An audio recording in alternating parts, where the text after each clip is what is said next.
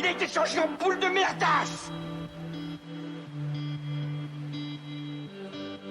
Elle glow. Elle glow. Il faut qu'on pète. Alors moi, il m'épate. Et on lui pèlera le son comme au bailli du Limousin. On a rendu un beau matin. On a rendu avec ce tripe. Flattez-moi. Eh ben la denrée, on est en France. Allez, cul sec.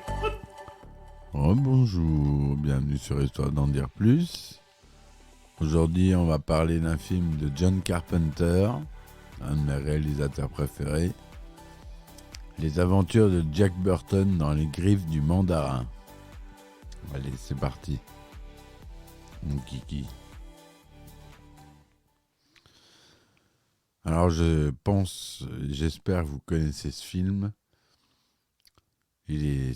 Pour moi, il fait partie des films cultes, c'est pour ça que je veux vous en parler. Film culte. Attention, épisode de Noël, épisode bonus.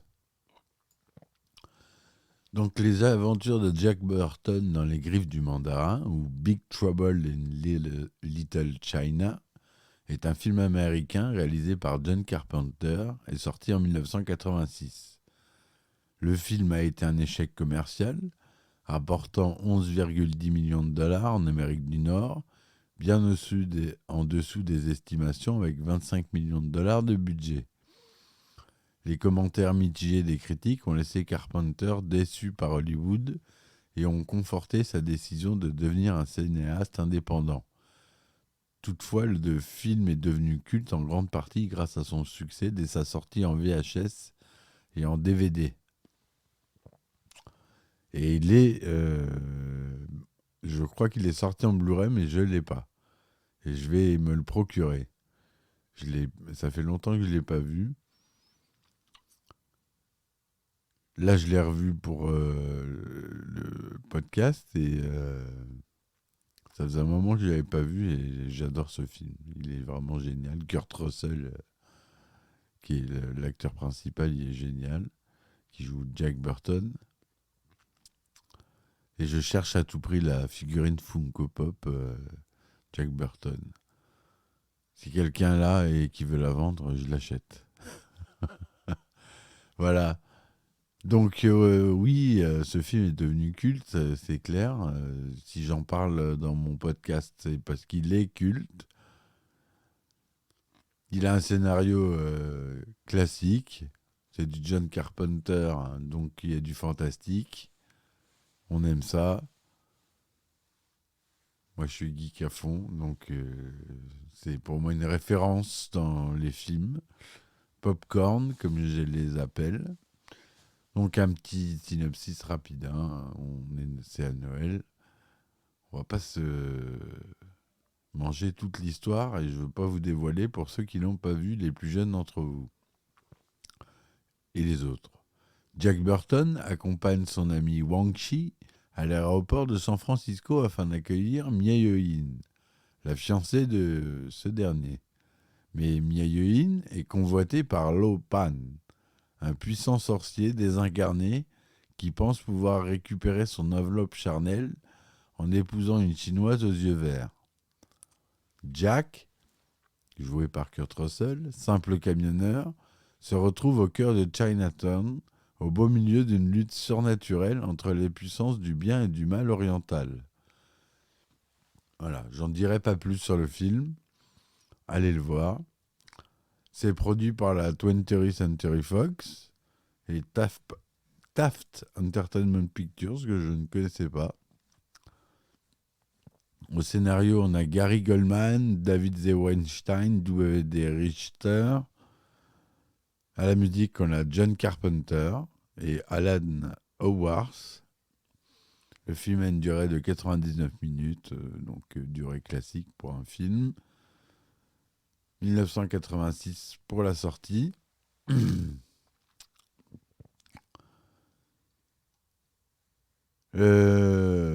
Qu'est-ce qu'on a d'intéressant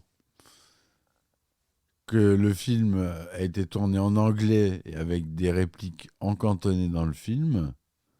Il faut le savoir. Les costumes un petit peu rigolos sont d'April Ferry. Il a été tourné en couleur Deluxe 2/35 Dolby 35 mm. Il est sorti aux États-Unis le 2 juillet 1986 et en France le 3 septembre 1986.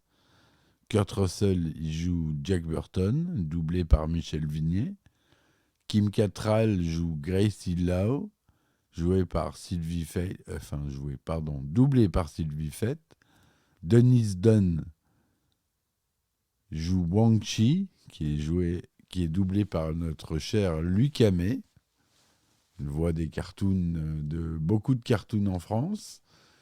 James Hong, qui joue David Lopan. Victor Wong, qu'on connaît, qui joue Ek Shen. Kate Burton, qui joue Margot. Burton, comme Jack. Voilà pour ceux qui sont les plus connus. La première version du scénario, signée par les novices Gary Goldman et David Z. Weinstein, Gary Goldman avoue avoir été inspiré par une vague de films d'arts martiaux avec toutes sortes d'actions étranges et d'effets spéciaux tournés dans ce contexte de mysticisme oriental et de sensibilité moderne. Leur scénario original est un western se déroulant dans les années 1880. L'intrigue voit Jack Burton en cow-boy. Ils envisagent un film dans le style Weird West, avec des éléments fantastiques et folkloriques chinois. Ils présentent leur script aux producteurs Paul Monash et Keith Barish à l'été 82. Paul Monash l'achète mais demande des réécritures. Gary Goldman rejette les demandes de la 20th Century Fox qui veut des changements majeurs en transposant l'intrigue dans le présent. Le studio finit par exclure les 2 scénaristes du projet. W.D. Richter, script doctor, comme on l'appelle. Un script doctor, c'est celui qui répare les scripts qui vont pas. En plus, c'est un vétéran. Et réalisateur des aventures de Buckaroo Banzai à travers la 8e dimension, que je vous conseille, est alors chargé de retravailler en profondeur le script. Selon lui, le western ne fonctionne pas avec les éléments de fantastique. Il modernise alors toute l'intrigue. Il ne conserve que très peu d'éléments, hormis l'histoire de Lo Pan. Il déclare à propos de son travail: ce dont il avait besoin n'était pas une réécriture, mais une refonte complète. C'était un scénario épouvantable. Cela se produit souvent lorsque les scripts sont achetés et qu'il n'y a aucune intention que les auteurs originaux restent sur le projet. La Fox ne souhaite initialement pas créditer Gary Oldman et David Weinstein au générique et retire leur nom des dossiers de presse. Seul W.D. Richter est crédité. En mars 90, la Writer Guild of America statue que la mention Written by, écrit par, doit revenir à Gary Goldman et David Z. Weinstein selon les règles en vigueur. W.D. Richter reçoit donc la mention adaptation par. John Carpenter avouera être déçu que W.D. Richter ne soit pas crédité comme scénariste après son importante contribution. La production est accélérée car la Fox veut que son film sorte avant Golden Shield, L'enfant sacré du Tibet, un autre film culte dont on parlera. Ça, vous pouvez compter sur moi. Produit par la Paramount Pictures avec quelques similitudes scénaristiques. Avec ce film, John Carpenter rend hommage à Tsui Hark, et notamment avec son film culte Zoo et les guerriers de la montagne magique. John Carpenter avait déjà dirigé Kurt Russell dans le roman d'Elvis en 1979, dans New York 1997 en 1981 et dans The Thing en 1982. Donc je vous conseille d'écouter les podcasts que j'ai faits. Petite pub. L'acteur refuse le premier rôle d'Highlander pour y participer. C'est quand même pas mal, non ? Le studio voulait initialement Jack Nicholson et Clint Eastwood qui n'étaient pas disponibles. Jeff Bridges aurait également été envisagé. Pour le rôle de Gracie Lau, le studio pousse John Carpenter à engager une célébrité de la musique, alors que le cinéaste ne veut que Kim Cattrall. Jackie Chan était le premier choix de John Carpenter pour le rôle de Wang Chi, mais le producteur Lawrence Gordon n'a pas convaincu, trouvant que son accent anglais n'était pas assez bon. Comme l'acteur refuse, le rôle revient à Dennis Dunn, que John Carpenter avait apprécié dans L'Année du Dragon. Le tournage s'est déroulé d'octobre 85 à janvier 86, à Marinette Lands et à San Francisco. La production du film est compliquée pour John Carpenter, qui subit de nombreuses interférences du studio et du producteur Lawrence Gordon. Ce sera donc son dernier film pour un studio majeur durant les années 80. John Carpenter collabore pour la musique à nouveau avec Alan Howarth pour la bande originale de son film. La chanson finale est écrite et interprétée par le groupe The Coupe de Ville, un groupe composé de John Carpenter, Nick Castle et Tommy Lee Wallace. Un premier album en vinyle sort chez Enigma Records en 1986 avec 9 titres d'une durée de 43 minutes. Cette version sera rééditée en CD en 92 et en 96, Super Collector en édite une nouvelle version. En 2009, La La Land Records réédite cette bande originale avec un double album remasterisé. Le film est un échec en salle, mais connaît ensuite un grand succès, comme je vous l'ai dit tout à l'heure, en vidéo, DVD, etc. Et diffusion au cinéma, à la télévision, pardon. Il ne récolte que 11 millions de dollars sur le box-office américain. En France, il enregistre 766 894 entrées, ce qui n'est pas si mal, on approche le million. Après ce nouvel échec commercial, John Carpenter enchaînera principalement avec des films indépendants à petit budget, Prince des Ténèbres et Invasion Los Angeles. Le film est nommé aux Saturn Awards 87, décerné par l'Académie des films de science-fiction, fantastique et horreur, dans la catégorie de meilleure musique. En juin 1995, The Wrap apporte que Dwayne Johnson développe un remake dans lequel il reprendra le rôle de Jack Burton et qu'il produira via sa société Seven Bucks Productions un nouveau film. Ashley Miller et Zack Stentz sont engagés comme scénaristes. Dans Entertainment Weekly, Dwayne Johnson exprime son envie d'avoir John Carpenter sur le projet. Le cinéaste déclare peu après : « C'est très tôt dans le processus, je n'ai parlé à Dwayne Johnson de rien de tout cela. Je suis ambivalent à propos d'un remake. » En 2018, Hiram Garcia, président de Seven Bucks Productions, explique qu'il s'agira plutôt d'une suite dans la continuité du premier film et qu'il n'y a aucune volonté de remplacer Kurt Russell. J'en sais pas plus sur cette suite. On attend, on verra bien. Je pense qu'ils vont la faire. De toute façon, en ce moment, ils ont tellement un cours d'idées qu'ils reprennent les films cultes, même ceux qui n'ont pas marché au cinéma pour la première fois. C'est les gens de notre âge de maintenant qui iront les voir au cinéma. Et ça peut faire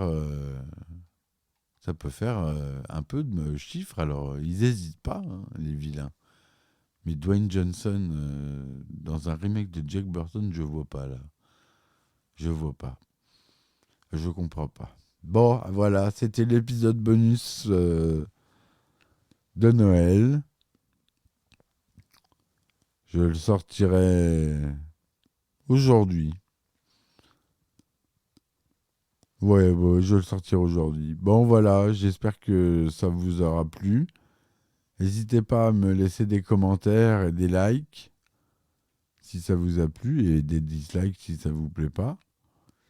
Et surtout, si vous pouvez contribuer, si vous voulez contribuer au développement de mon podcast et que je continue à vous proposer beaucoup de contenu, soutenez-moi sur mon Patreon, mon Tipeee ou mon Ulule. Vous tapez Histoire d'en dire plus dans la barre de recherche et vous allez trouver mon site. Il y a des épisodes inédits sur Patreon pour les gens qui s'abonnent. Parce que Patreon, c'est un système d'abonnement. C'est pas cher, hein, c'est 3 € par mois. Et vous avez des épisodes inédits, vous avez des épisodes anticipés. Voilà, je fais ma petite pub. Je vous souhaite de belles fêtes. Et je vous dis à très vite pour de nouveaux épisodes. Allez, à ciao, ciao.